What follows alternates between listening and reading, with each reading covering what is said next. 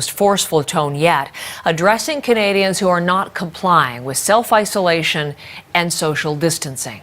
Good morning, everybody. As you can see, Devo and I are at least 2 meters or 6 feet apart, and we're hearing a lot about social distancing. We do have a lot to get caught up on, the very latest on the outbreak overnight.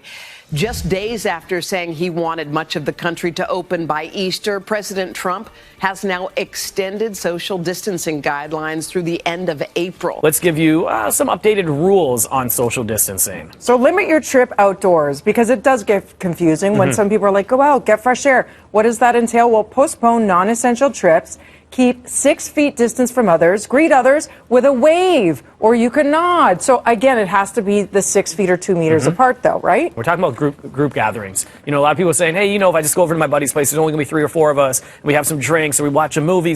No, it's not okay. Only cyber group gatherings allowed. No parties, no play dates with other children. Do connect with friends by phone, email, video, or social media. Do not visit friends or family in long-term care homes.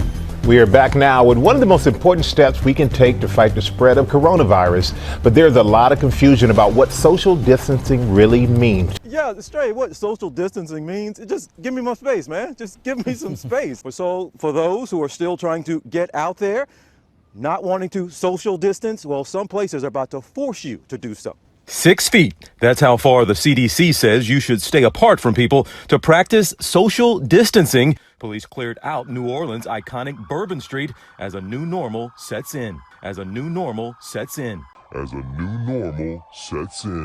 In a matter of weeks, the novel coronavirus has changed life as we know it.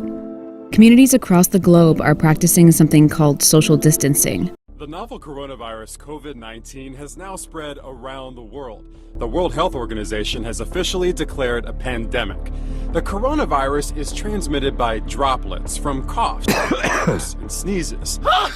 The best way to prevent getting it is by practicing social distancing. Do you have a plan to contain the coronavirus in the U.S.? We do have a plan, and we think it's going to be handled very well. We've already handled it very well. CDC has been terrific.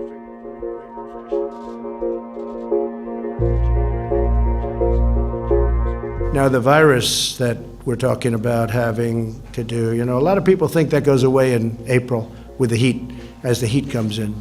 Typically, that will go away in April. We're in great shape, though. The virus. They're working hard. Looks like by April, you know, in theory, when it gets a little warmer, it miraculously goes away. I hope that's true. We have done an incredible job. We're going to continue. It's going to disappear. One day, it's like a miracle. It will disappear. In the name of Jesus, we thank you, oh God, for this group holding up the arms. Yes, Lord. Yes. Now the Democrats are Politicizing the coronavirus. You know that, right? Coronavirus. It's all turning. They lost. It's all turning. Think of it. Think of it. And this is their new hoax. 35,000 people on average die each year from the flu. Did anyone know that? 35,000. That's a lot of people. And so far, we have lost nobody to coronavirus in the United States. Nobody. And it doesn't mean we won't. And we are totally prepared. It doesn't mean we won't. But think of it. You hear 35 and 40,000 people, and we've lost nobody. And you wonder, the press is in hysteria mode. At this moment, we have 22 patients in the United States currently. To unleash the full power of the federal government in this effort today, I am officially declaring a national emergency. Our overriding goal is to stop the spread of the virus and to help all Americans who have been impacted by this. And this will pass. This will pass through, and we're going to be even stronger for it. We've learned a lot. I also took the test last night, yeah. And I decided I should, based on the press conference yesterday. People were asking, did I take the test? Well, if you don't have to travel, I wouldn't do it. If you don't have to travel, we want this thing to end. We don't want a lot of people getting infected. We want it to end and end as quickly as possible. We've made the decision to further toughen the guidelines and blunt the infection now. We'd much rather be ahead of the curve than behind it, and that's what we are. Therefore, my administration is recommending that all Americans, including the young and healthy, work to engage in schooling from home when possible, avoid gathering in groups of more than 10 people, avoid discretionary travel, and avoid eating and drinking at bars, restaurants, and public food courts. I would like to begin by announcing some important developments in our war against the Chinese virus. We'll be invoking the Defense Production Act just in case we need it. In other words, I think you all know what it is. It's not racist at all, no, not at all. It comes from China. That's why. It comes from China. I want to be accurate. I think that, well, in Minnesota, as a physician, I received an email last week from the Department of Health coaching me on how to fill out death certificates. And I've never really received coaching from the Vital Statistics Agency in terms of how to do a death certificate. But basically, I felt like they were saying, you know, you don't have to have a confirmed laboratory test for COVID-19 in order to make the death certificate be COVID-19. So wait. Sir, I don't mean to interrupt you, but that what you just said, I think is critically important. Can you repeat what you just said, please? Well, last Friday, I received a 7-page document that sort of told me that if I had an 86-year-old patient that had pneumonia but was never tested for COVID-19, but sometime after she came down with pneumonia, we learned that she had been exposed to her son who had no symptoms, but later on was identified with COVID-19, that it would be appropriate to diagnose on the death certificate COVID-19. Now, we've not done that. If someone has the pneumonia after and it's in the middle of a flu epidemic, and I don't have a test on influenza, I don't diagnose influenza on the death certificate. I will say this elderly patient died of pneumonia. I don't mean to interrupt you, but my heart is sinking right now as you're telling me this. You're a doctor. Why in the world would they be sending you out information to fill out death certificates, whether the person's been diagnosed with COVID-19 or not, but then to say in the death certificate this person's death was caused by COVID-19? That does not sound right to me. I went to the person in our office who does most of the death certificates over the last 10, 20 years, and I said, does this sound right? I had her look at the documents that I'd printed off, and she said, well, we've always been told that you always put down just facts. You don't put down any probabilities. You don't put any presumptions down. It's just what you know. And so this is concerning. And it actually gets to your point, Chris. When we start talking about the data that goes into the modeling, we have to ask ourselves a question. Are we being forthright? Are we sharing with the public? Minnesota, North Dakota, we don't need to be having it sugar-coated. We want to know what's going into your modeling. So with that being said, why would they want to skew the number of deaths due to COVID-19? Well, fear is a great way to control people, and I worry about that. I worry that sometimes we're so darn interested in just jazzing up the fear factor that, sometimes people's ability to think for themselves is paralyzed if they're frightened enough. All right, you know what we haven't had in a presidential election in a long time? A real landslide. Ronald Reagan taking 44 states in 1980, 49 in 1984, winning by nearly 20 points. That was a big, massive blowout. That was 4 presidential elections right there, 4 out of 5, from 1972 to 1988, where the winning candidate took at least 40 states and 400 electoral votes. Those were landslides. But since then, well, we haven't had any on that scale. And supposedly, it's just not possible anymore. The country is more polarized now. There's red America, there's blue America, there's almost nothing in between. On this day, 1187 of the Trump administration, just 197 days to go now until our presidential election. In fact, the president talked about the election today. He said the following, quote, "I think we're going to win in a landslide because, quote, a lot of people love Trump. A lot of people love me." He said that at a coronavirus briefing with over 40,000 Americans dead. This could have been stopped in China. Quote, "We're doing great. We're in great shape." In the real world, this virus has now killed over 42,000 Americans. There are at least 775,000 confirmed cases in this country alone, with only a tiny percentage of testing actually done. Worldwide, the number of confirmed cases has topped 2.4 million now, over 169,000 of. Everywhere we hear it, practice social distancing. But the message doesn't seem to be getting through. There's no social distancing going on right now in there at all. The lineups are back to back.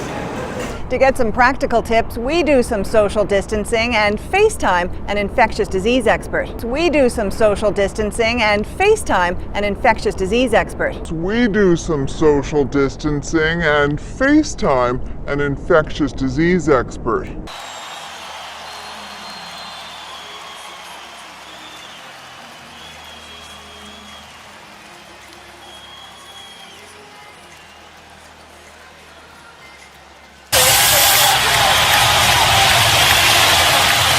It wasn't meant to be for Russell Westbrook, on his way out, confronting a fan. And a fan with a little shove right there at the end of the game. I don't know where security, well, there it is late, and he pushed him aside as Westbrook was just walking off the floor. And in that Orlando trade in June was checked in. Ilyasova with the steal as Okafor lost the handle on the basket. Westbrook driving to the rim, score it, and one. That, my friends, is a heady veteran play by Westbrook. This is kind of interesting reaction by the fan there as Russell Westbrook makes an acrobatic move. For a guy like that to go right to the locker room. He's walking off under his own accord, too. Yeah, I think something. Well, let's see if we can watch it. Oh, look at this. Something was either said or thrown. And security obviously there as Westbrook was making his way and helped out. He's from Los Angeles, from the area. Hello? Trevor, I'm not even talking to you, bro. Just sit there with your wife and shut the fuck up. Now, weird sequence in the third quarter. We're going to talk about this at some length because you're going to see a young fan reach out right on the court and touch Russell Westbrook, and Westbrook not happy with it. I think Westbrook handles this extremely well. He goes over, he has a calm, patient conversation with the young man and with his father. You'll hear Russell's explanation of it in a moment. He hit me, so I told his dad, just be careful, man. You can't have your son just hitting random people. I don't know him, he don't know me, so just let him know, what I'm saying? Just got to control your kids. It's that simple. You're responsible for his kid. Watch the game, sit there, have fun, enjoy it. For all the fans, though, it's too much leeway, man, for the fans to be able to touch the players and get away with it. Now, the NBA suspended their season last night after Utah Jazz player Rudy Gobert tested positive for coronavirus after feeling ill earlier that day. Now, Rudy spoke about the virus on Monday in a press conference, and as a joke, he made sure, here he goes, made sure to touch every media microphone as he left. 2 days later, he tested positive. Yeah, not hilarious, No. not hilarious. And now we have just learned that a second Jazz player, Donovan Mitchell, has tested positive for the virus. There are also reports that before getting tested, Rudy was careless in the locker room, touching other players and their belongings. Confirmation of Rudy's diagnosis happened just as the Jazz were ready to tip off against the Oklahoma City Thunder last night.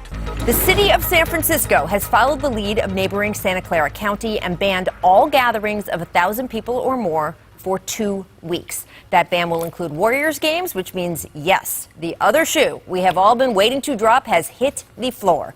The Warriors plan to play tomorrow night's game against the Nets without fans. Well, hello there, ladies and gentlemen. I'm Philanthropone, and I'm back with another brand new experience here called Next VR, which allows you to watch live sports broadcasts in VR like you're sitting courtside if you're watching an NBA game. You can watch boxing, which I love. You could watch NFL. You can watch soccer and I think cricket and NBC sports and all tennis. All in VR like you're up and close and personal, and you don't even need to buy a ticket. All in VR like you're up and close and personal, and you don't even need to buy a ticket. All in VR like you're up and close and personal, and you don't even need to buy a ticket. Well, you got to pay. I'll get into that in a bit. You got to pay to see some of these broadcasts live. You can watch replays for free that have already happened, but if you want to watch a game live, I believe an NBA game will cost you $6.99. You just hit it, you hit play.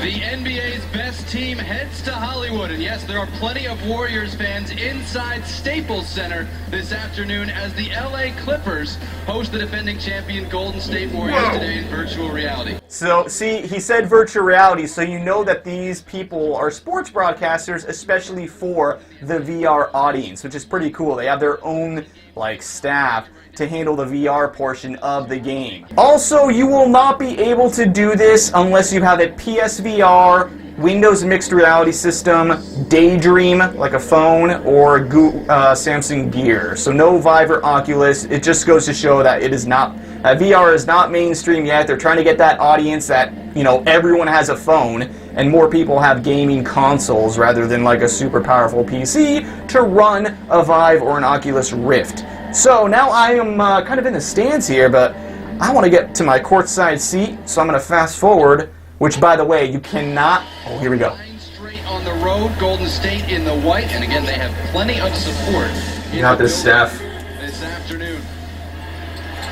So glad you could join us for Who needs to pay like $2,000 to sit courtside? Okay, so let's do another sport by hitting circle and going back. I'll do one of my favorite sports to watch, which is awesome in VR, is boxing, obviously, but look at this. I'm Sean Wheelock. Really pleased that you have joined us. This is the undercard match. This is the main event. But this is pretty awesome, dude. I'm probably going to feel the blood and sweat fly on my face as they hit each other and try and knock each other's lights out. Just watch a little tad bit of this. This is the main event. I remember watching this.